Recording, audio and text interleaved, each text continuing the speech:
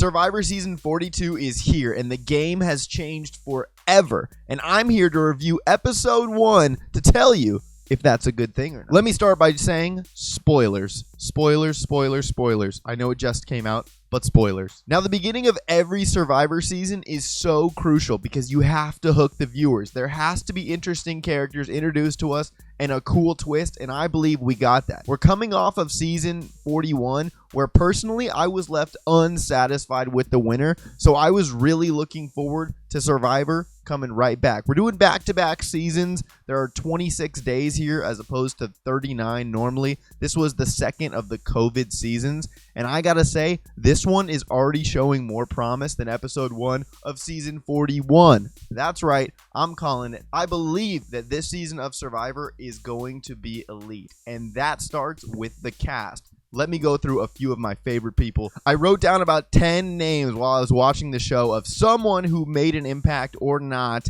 but I'm only going to highlight 3. We're going to start with Tori, who came out of the gates throwing lies left and right. She was telling people that she's a caregiver when she's actually a therapist. Now, if you're one of her clients, are you now terrified of your therapist? She's a straight up liar. Next, we go to Mike. Mike is a firefighter with an accent. Survivor's favorite character. And look, he shows a lot of promise as being a grunty old guy who's going to have crazy good sound bites. He's already talked about Hoboken and New Jersey, and I'm sure he's going to equate loyalty and firefighting just like they all do, but I think we're going to get a lot out of Mike. Next, we're going for what could be one of the coolest names of Survivor, and that is Roxroyd. Roxroyd's on the Blue Tribe, and look, I can tell there's a lot of sass under this beast of a man. You saw him kind of fold a little bit in that second challenge. But other than that, I think we're going to get a lot of good drama, and we're going to see Roxroyd go very far. Other than that, it is a very diverse cast, and we got a little bit taste of that when Jackson Fox opened up to his tribe late at night around the campfire that he is a transgender man. And then that's not where the drama ended. Now, we get a lot of great Jeff Probst moments, including after the very first challenge, Daniel injured his shoulder, appeared to dislocate it, and they pop it right back in place. This wasn't the last medical issue we got. In a surprise twist, Jeff made a beach visit to see Jackson, who apparently at the last minute before casting revealed that he had been taking medication that would be harmful to him out in the game if he had dehydrated himself, if he didn't take care of himself. And so he was ejected from the game immediately due to a medical scare, which is insane. We really haven't seen anything like this before, but the way Survivor and the way Jeff navigated it was with class and professionalism. The way that conversation went, it was a really good way to kind of get out and around the situation. And while it's heartbreaking to see Jackson go, it was probably a good move for Survivor to do this. As far as the challenges go, they look absolutely grueling this season. That immunity challenge where they had to push the boat, you could tell. All in all, I love this cast. I think the diverse angle is really going to be effective this season. I think it's great that Survivor shows us people from all walks of life, and as long as they're not slam dunking in our face, that can be a great thing, because I don't know what someone from North Carolina or New Jersey or California or Kenya are like, but we get to see them in Survivor, and that's the beauty of Survivor. Now, we end with Tribal Council, and Tribal Council was full of drama, and honestly, what's great about the 2-hour opening episode is there are actually stakes, and you actually kind of care who goes out here. When it's one of those quick opening episodes, it's usually someone you forget forever. But again, spoilers, we get Zach eliminated, who looks like Adam 2.0. Of course, he didn't do what Adam did. Adam from Gen Z versus Millennials.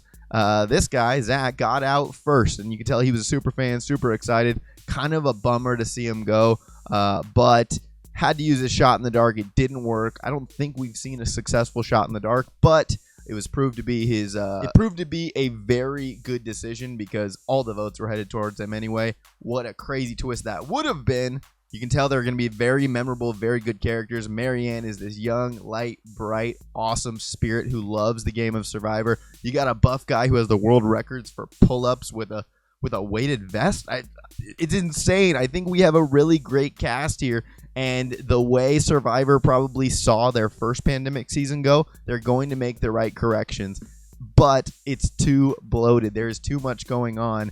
it is so hard to get someone who doesn't know Survivor to watch this, because in the first episode, we're getting steal a vote opportunities and an extra vote and idols, and none of that is explained. It's all expected to be known. So that's the hard part of the complexity, is I don't know if this will actually translate to growing an audience of people who will know and love Survivor, but it gives Survivor fans more opportunity to see twists and turns in the game. I think our best season is going to be next season. However, I would guess that this one ends up being the best of the pandemic 2, if you will. My last thought on episode 1 is Jeff seemed mighty excited to potentially sever a finger of one of the survivors after they said that they would rather get a finger cut off than be voted out.